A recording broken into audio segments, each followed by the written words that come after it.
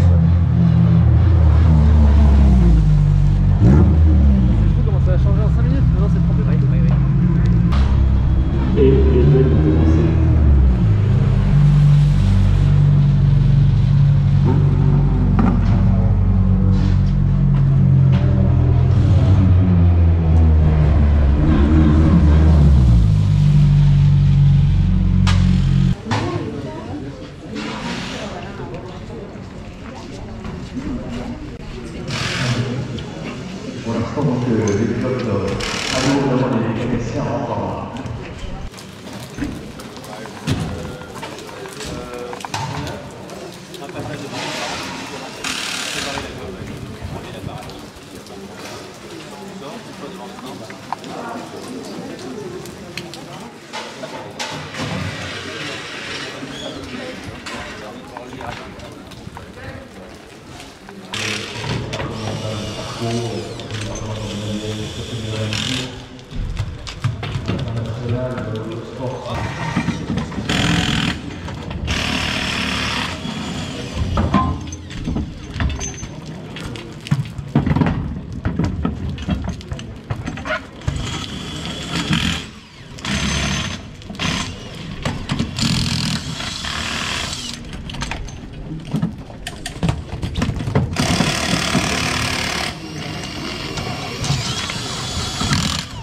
Hop.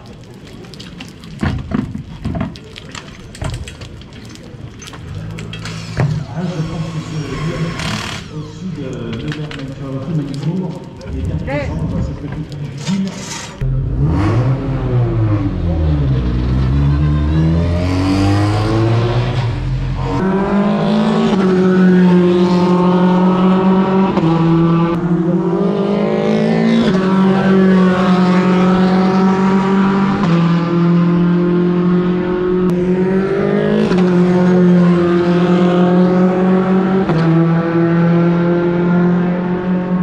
Avant qu'on aille un peu plus loin, voici quelques informations sur la machine dans laquelle nos 6 protagonistes roulent, c'est quand même important. Il s'agit d'une Formule 4 homologuée par la FIA, extrêmement semblable à celle qu'on voit dans les championnats F4, à la différence qu'elle est de construction française, via l'entreprise Mygale qui est basée sur le circuit de Magny-Cours. Cette F4 Mygale, comme on l'appelle, possède une monocoque carbone, un moteur 4 cylindres 160 chevaux et une boîte séquentielle 6 vitesses. Elle est montée de pneus Pirelli et possède 2 ailerons très basiques, réglés de la même manière pour tous les pilotes. Niveau dimension, comptez 4,50 m de long et 1,80 m de large. Dans le cockpit, le volant est très simple et le baquet également. Bref, une belle petite machine qu'on rêverait tous de piloter un jour.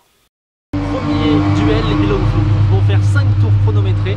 On prend la moyenne des 3 meilleurs tours. Celui qui est devant passe pour la demi-finale de la finale. Et en gros, Thomas Chibilla hier a réalisé le meilleur temps des 6 pilotes et Nicolas Moreau le moins bon temps des 6 pilotes. Donc le premier affronte le 6e, le deuxième affrontera le 5e, le 3e affrontera le 4e. Et la petite particularité en plus de tout ça, c'est qu'il s'est mis à pleuvoir. À peine les voitures ont voulu prendre la piste pour le warm-up, il s'est mis à pleuvoir. Je vais vous montrer à la caméra. Vous voyez dans les stands ici que c'est déjà encore un peu trempé, même s'il ne pleut plus, alors que Nicolas Moreau va à son tour rejoindre la piste.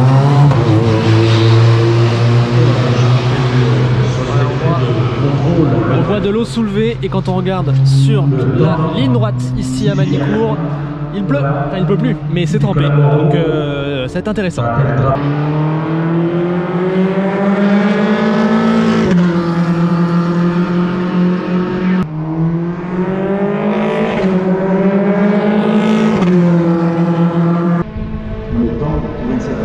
On voit la traîner, on voit la voiture.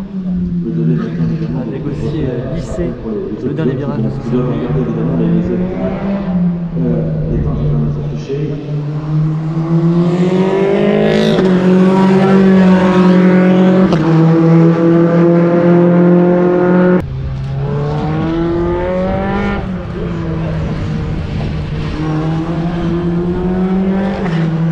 victoire de Thomas Chibilla, qualifié pour les demi-finales de la finale.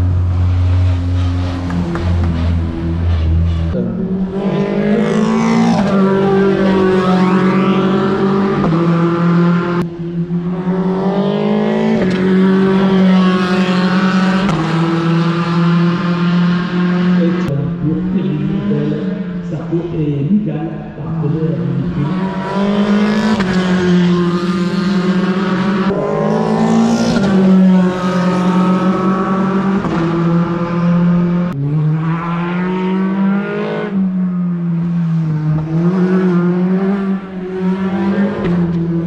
Vous venez de le voir passer, c'est Enzo Peugeot qui s'est qualifié en gagnant le 3e duel. Du coup on a Chibilla, Dehaene et Peugeot qualifiés. Il faut un 4e nom qui sera repêché par le jury, notamment composé de Julien Fébreau et de Margot Lafitte qui sont juste à côté dans la salle de contrôle avec toutes les caméras. Ils vont nous donner le nom du 4e repêché. Un 2e tour du coup qu'on vivra en bord de piste.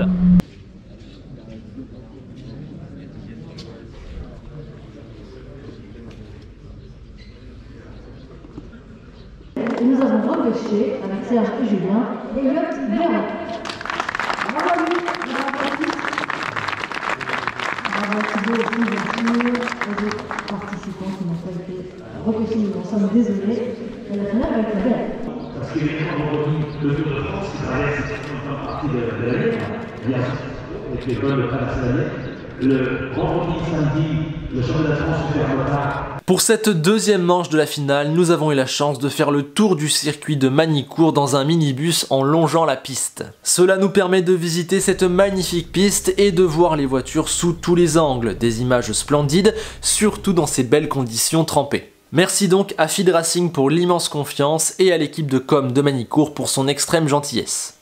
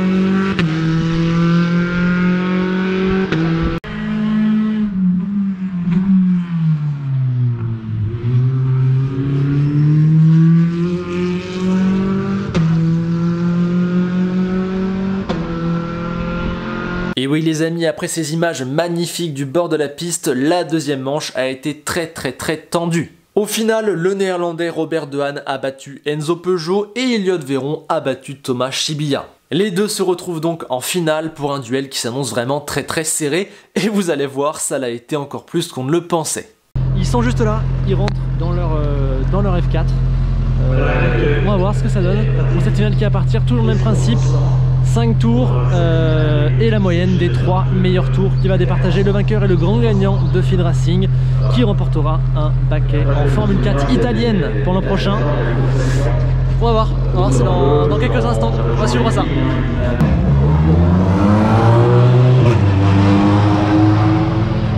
Le néerlandais Robert De Haen et le français Elliot Véron, et c'est parti pour cette finale Feed Racing 2021.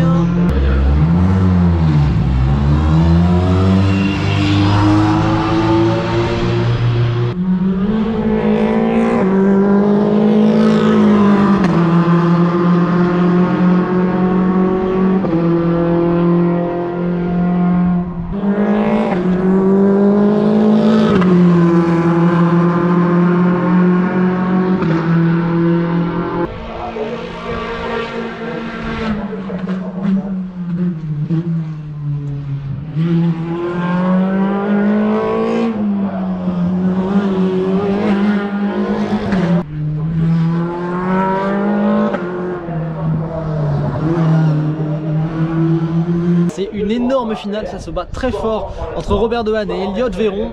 Pour l'instant, De Haen est devant pour un demi-dixième et Véron ça sent très bien et a signé les 2 tours les plus rapides. Voilà, il reste 2 tours, ça va être à fond et on va voir qui va remporter sa place en F4. C'est toujours sur la borne 55.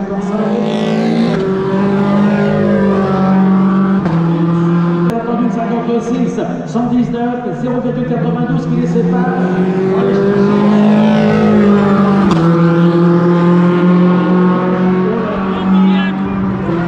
C'est incroyable. 2 millième qui les sépare. Donc voilà, vous venez de voir les pilotes passer sur la ligne, vous venez de voir le speaker l'annoncer. Il y aurait 2 millièmes d'écart entre Robert De Haen et Elliot Véron. Ça a été une finale vraiment incroyable. C'est ce qu'on a vu de meilleur ce matin clairement. Et ça se joue apparemment pour 2 millièmes. On va attendre le retour des pilotes au stand. Parce que ça se rappelle, je rappelle, on peut applaudir évidemment tous les pilotes, les 6 pilotes dans le finale. Quelle finale, voilà, avec Elliot.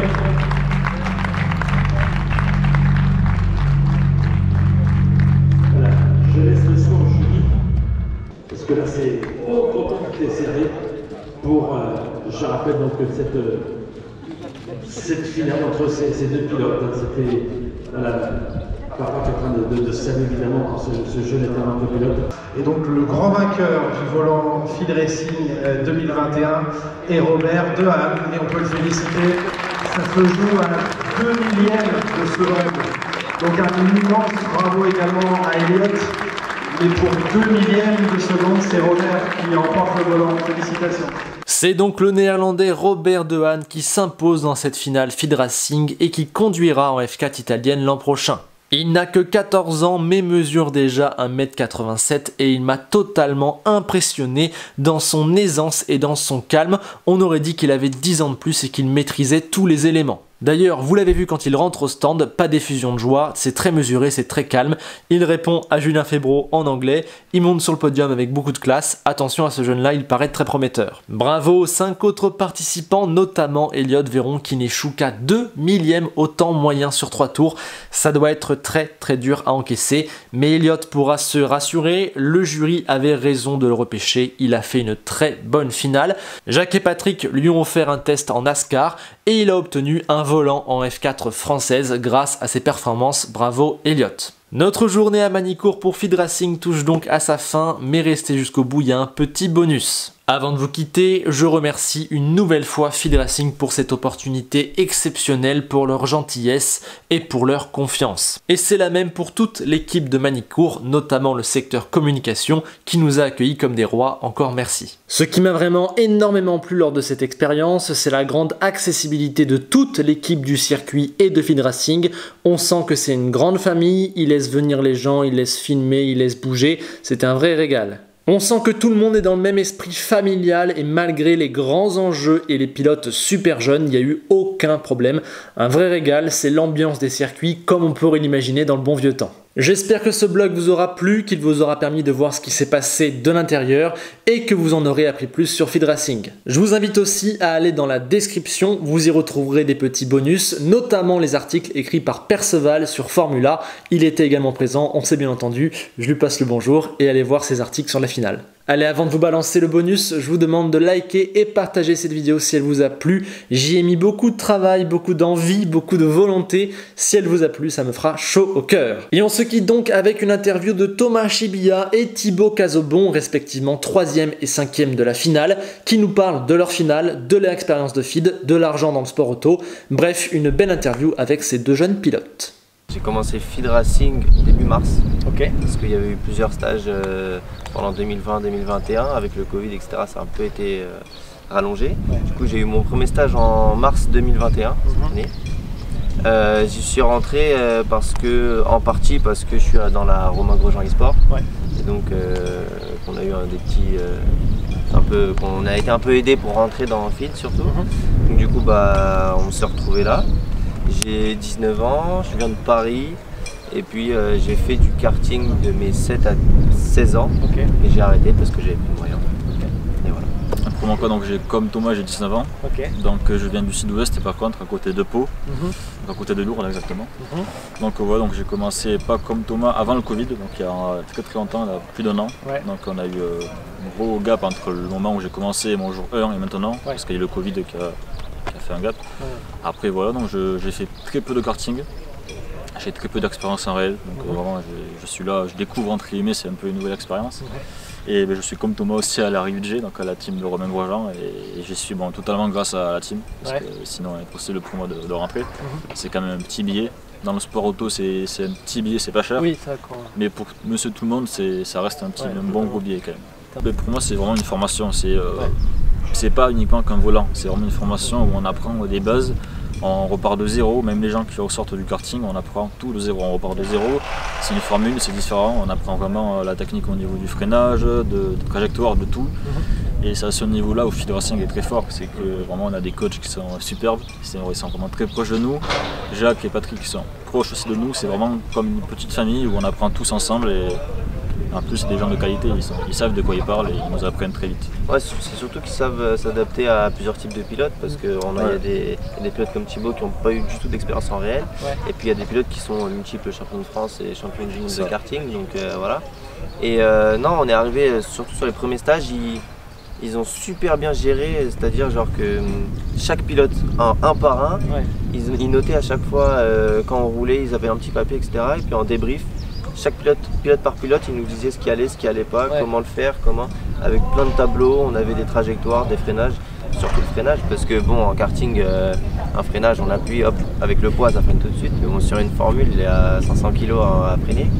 Donc c'est totalement différent, mais non, c'est une super expérience. Personnellement, au début, quand mes premiers jours à FID, je me disais mais non, je vais jamais y arriver, voilà. Et au fur et à mesure, en fait, j'étais tout le temps aux avant-postes et puis on se dit qu'on peut le faire, quoi.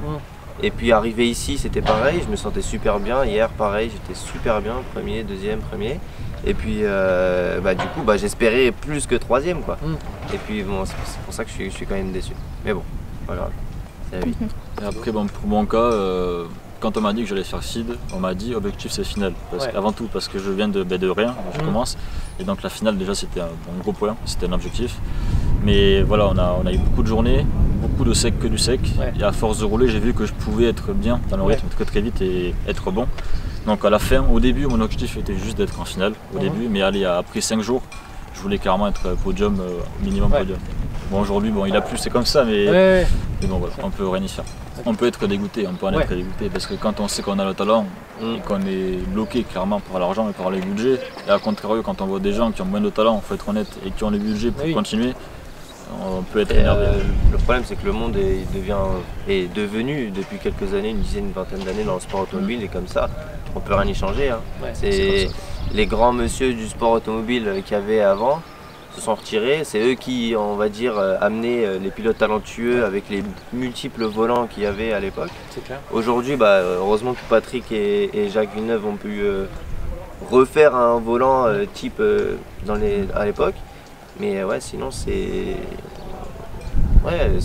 pas dégueulasse parce que bon, ils ont de l'argent, ils font ce qu'ils veulent, quoi. Mais d'un côté, pour nous, c'est vrai que c'est compliqué. Moi, personnellement, je m'occupe d'un petit en karting. Je lui fais la mécanique, coaching, etc. Donc je vais toujours être dans le milieu du sport automobile, ça c'est sûr. Après, revenir sur la piste, ça, on verra avec les opportunités qui puissent arriver. Mais niveau budget, on ne peut pas faire grand-chose, quoi. Voilà. Après pour mon cas, moi je fais un peu de karting aussi, je reste dans le monde du réel. Moi j'en fais très peu parce qu'il faut un budget quand même. Moi j'en fais pour m'amuser, un peu de compète, donc bon, voilà, assez léger. Après je vais bien évidemment continuer le sim racing, c'est mon activité principale et c'est grâce à ça que je suis là aujourd'hui. Après j'ai aussi mes études, donc je vais continuer mes études et voilà. Merci les gars, merci à vous. Bonne chance pour le reste. Merci à vous. Merci.